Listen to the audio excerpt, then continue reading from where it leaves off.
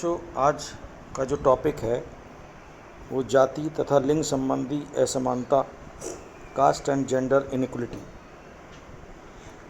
हम पहले असमानता के अर्थ को जानेंगे। दरअसल असमानता के अर्थ है किसी न किसी प्रकार से विषमता या असमानता समाज में होना, और विश्व के सभी समाजों में किसी न किसी प्रकार की असमानता या विषमता आपको देखने को मिलेगी। असमानता का अध्ययन, विभेदीकरण, भारतीय परिप्रेक्ष्य में पढ़ना चाहें तो संस्तरण है। और आप वर्गीय व्यवस्था को पढ़ें तो यूरोप के देशों से अच्छा उदाहरण नहीं मिलेगा आपको।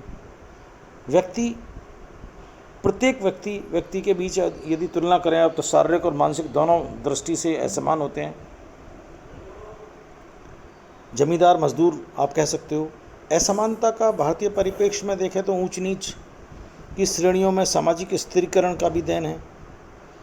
स्थिरीकरण का आधार है जैसे जन्म, धर्म, शिक्षा, प्रजाति, लिंग, आयु आदि के आधार पर आप अंतर कर सकते हैं। धनी वर्ग और निर्धन वर्ग के आधार पर कर सकते हैं। पूंजीपति और श्रमिक वर्ग में कह सकते हो। आर्थिक असमानता यहाँ पर विद्यमान रूप से आपको मिलेगी, क्योंकि असमानता का जो अर्थ है उसमें आप कह सकते हो कि व्यक्तित्व के पूर्ण विकास हेतु समान अवसर प्राप्त ना होना। जैसे जन्म के आधार पर जब जन्म लेता है व्यक्ति तो जाति की पहचान होती है, अपने आप जाति उसको मिल जाती है। लिंग अपने आप मिल जाता है, स्त्री पुरुष अपने आप बन जाता है। व्यवसाय उसका जाति के आधार पर निर्धारित हो जाता है।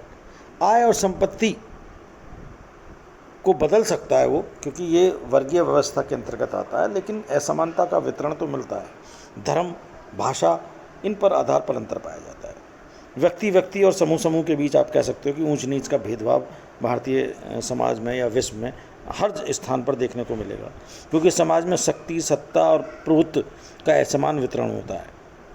आंद्रे बेतई ने तो बहुत अच्छी कहा है, समझाया भी है कि परंपरा एवं नियमों के बगैर समाज की कल्पना नहीं की जा सकती, और इन्हीं से सामाजिक असमानताओं की उत्पत्ति होती है।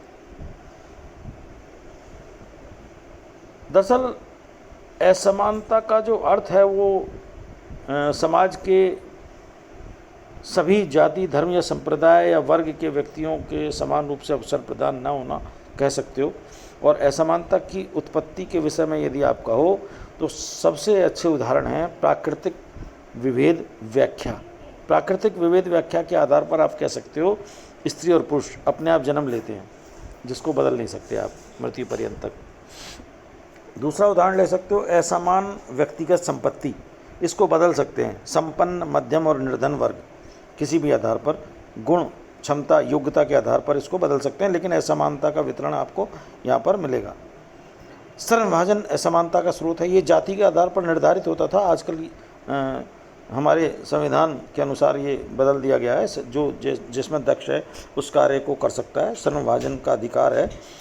प्रक्रियात्मक व्याख्या के रूप में देखें तो सामाजिक पद, परिवार में मुखिया जो होता है वो वयोवृद्ध होता था, लेकिन आजकल जो आय कमाता है उसको मुखिया बना लेते हैं। मतलब सामाजिक पद और दूसरे लोगों का अधिकार में अंतर मिलता है, असमानता का वितरण है। यदि आप इसके लक्षण या फीचर्स देखें, विशेषताएं देखें असमानता की, तो ये एक सापेक्ष उदाहरण है, और इसको आप कह सकते हो सापेक्ष उदाहरण के आधार पर कि असमानता किसी समाज में कम और किसी समाज में अधिक है। ये नहीं है कि सभी समाजों में समान अवसर प्रदान होते हैं, लेकिन ये जरूर है कि सार्वभौमिक और प्राकृतिक है असमानता।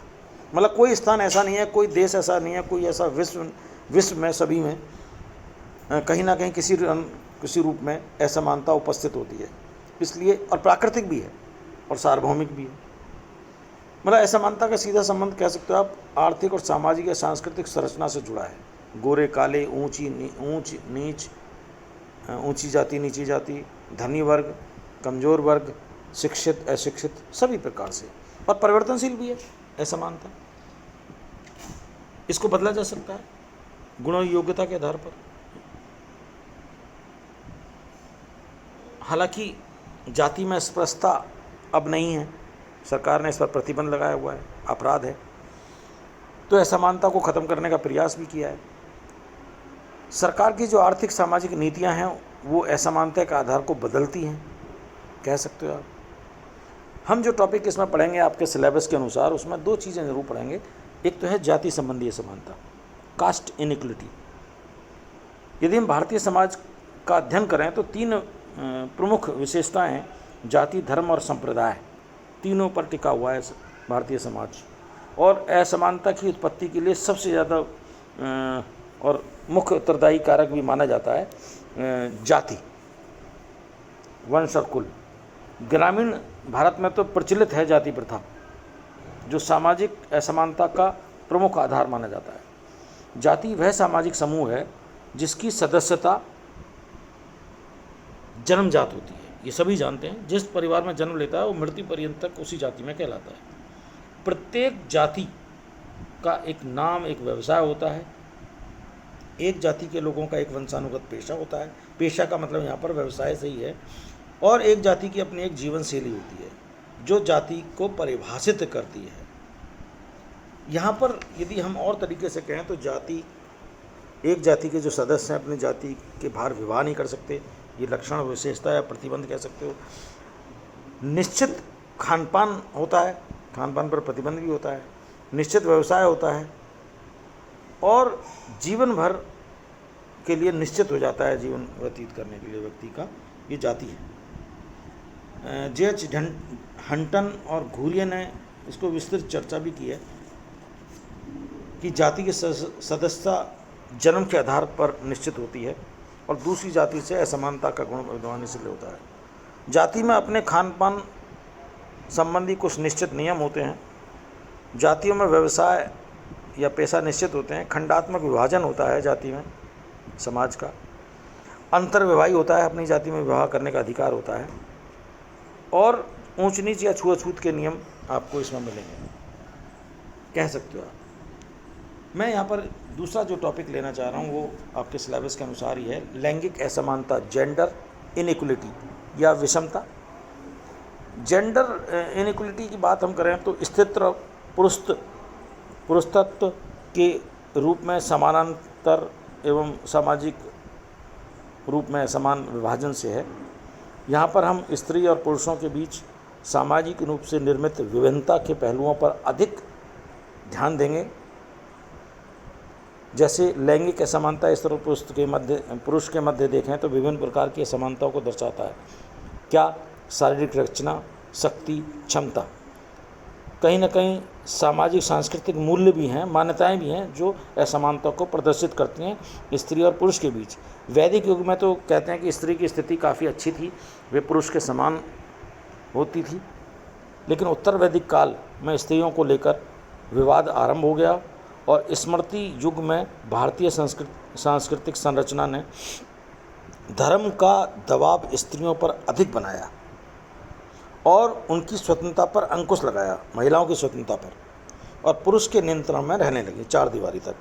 मध्यकाल आते आते मध्यकाल में तो स्त्रियों की स्थिति शोचनीय और दयनीय बन गई और मुगल साम्राज्य की जो स्थापना हुई उसमें हिंदू स्त्रियों के साथ शिक्षा का अधिकार छीना गया, पर्दा प्रथा लाई गई, बाल विवाह को प्रोत्साहित किया गया, विधवा विवाह पर प्रतिबंध लगाए गए।